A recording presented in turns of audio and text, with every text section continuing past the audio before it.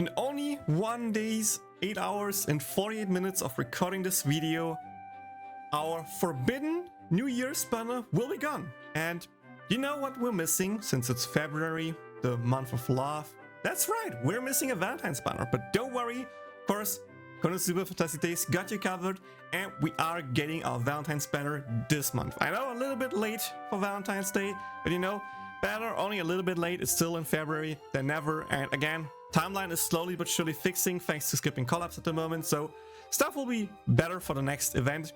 But let's just take a quick look at the 2 new units in the Valentine's banner and if it's worth pulling for them or not. I'm Katsuma Gaming, let's do this. We're starting off simple here with Earth Valentine's Leah. She has a 6% physical attack passive trait, a normal basic, nothing too crazy there.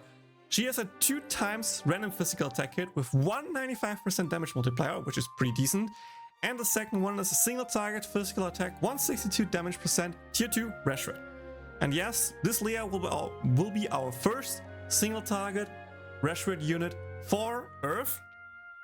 And with that is actually a pretty decent unit. She just outright beats Onsen Melissa, to be honest, in most cases for single target arenas, just because Leah has such great ultis, either a tier 2 speed boost plus some resistance, or of course her ulti 2 for the bonus CDR, which allows you to just use your skills before the buffs run out and everything like that, and just makes her a great unit. But I want to give you one bonus information here, and that is in, I don't know, 3-4 months, we're actually getting another Leah, which will be this one here, Swimsuit Leah. And as stupid as it sounds, we actually used her in recent Earth arenas, just for one big thing. First up, she is an AoE Reshred, which, you know, surely does less damage than a single target one, but that way it works versus single target and AoE. You still have her great ultis, and you, last but not least, have a 3 times random physical attack. And if you know one thing about teams with Forbidden Wiz, is that we love to have as many multi-hits as possible, and with that, the 3 from Leah just kinda outbeat the 2 from the other Leah. To be a little bit more explaining here, we use that Leah mostly for arenas where we also use the Megumin strat. So, you know, Megumin, Raygun version 2 for the tier 3 Reshred, then Darkness come in, be the damage provider, stuff like that.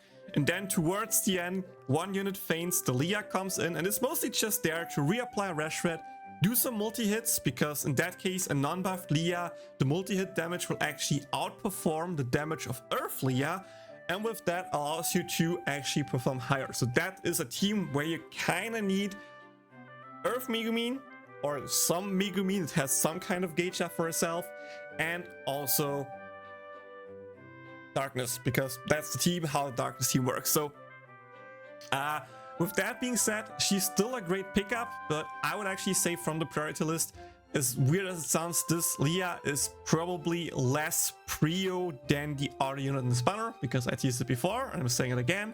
The other unit in this banner will be Earth Darkness, and she's just a powerhouse. I'm going to be completely honest here.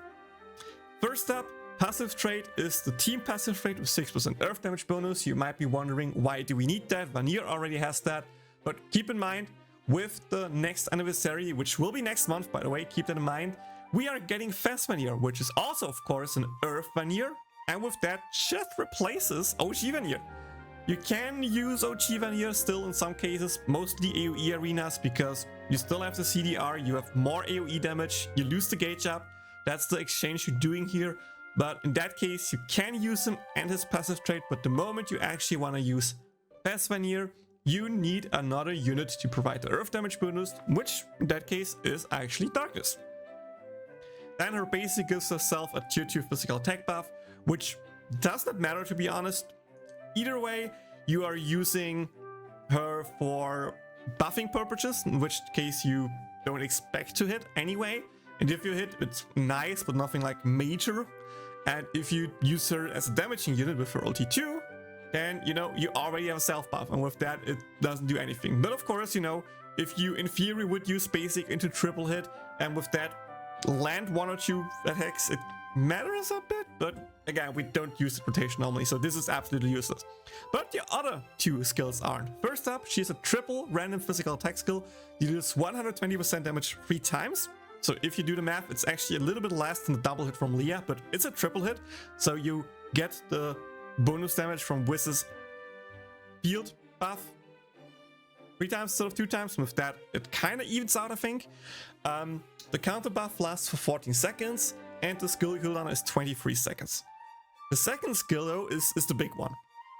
Not only is it 8 seconds of CDR, she also gets a self-gauge of 20% on a 20-second cooldown. So if you just do the math real quick, 8 seconds off of the 20 seconds, that's a 12-second cooldown for 8 seconds of CDR.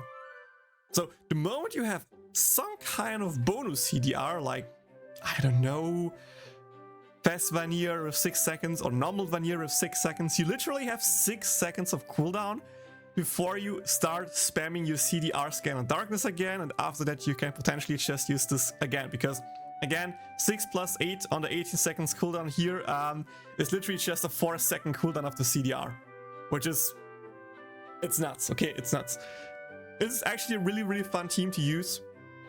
Just spam skills, that's really cool. And that's her biggest strength, that she can actually be used either as just a passive trait provider, as a buffer for your whole team with sacking her own damage, or last but not least, as an actually damaging unit with her ulti too.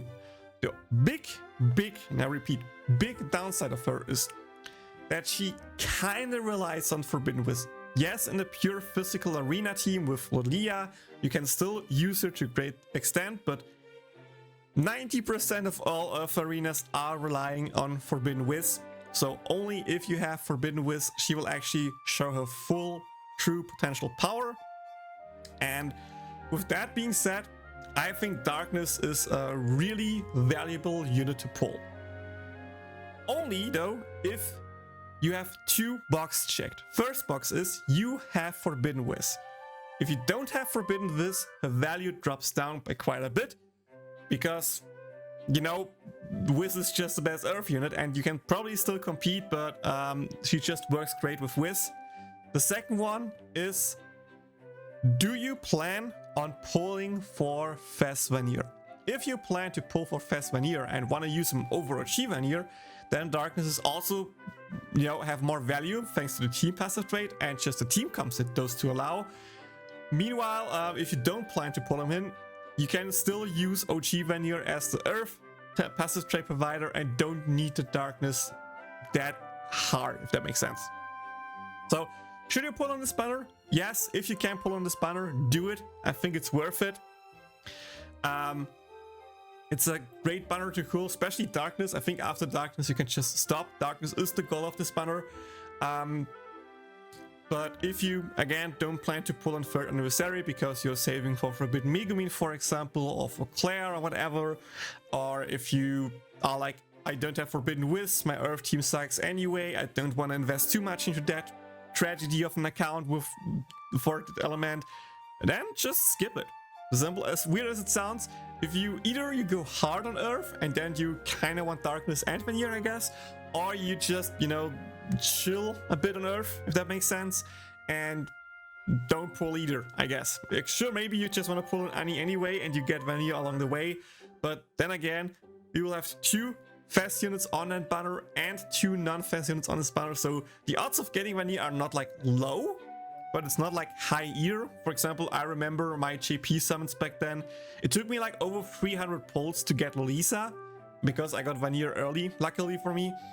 And you know, if you have the same thing vice versa and you need to go to like 300 pulls to get Vanir and you get Lisa early or something like that, or you just don't get him early, whatever, then, you know, it will look a bit weird.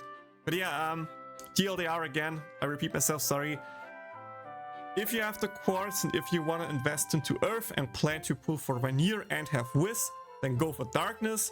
If you don't care about Earth, or you don't care about Darkness, or you don't care about meta, or you don't plan to pull for Fast Vanir, or you don't have Forbidden Wiz, then you can skip darkness. I personally would probably just throw like one multi in there to see if I get lucky, can sniper or not. That's probably it. I don't have any more quartz. Union drained all my quartz. So yeah, last thing I want to do is quick look at the tier list. As you can see, darkness is up in the meta tier. Leah is there for now as well, since we don't have the odd Leah, and she's still a great Rashford unit for Earth, but she probably falls down sooner than later. So yeah, that's it with the banner guide. Good luck with your summons if you decided to pull. I hope you enjoyed the video. If you did, like, subscribe, follow for more content, support me through YouTube memberships, Twitch subs, donations, or join my Ko-fi for me to work more on Encyclopedia. Have a nice day, and see you all in the next one. Bye! だから一緒に行きましょういつもありがとうもしやだって言うなら無理やり連れて行く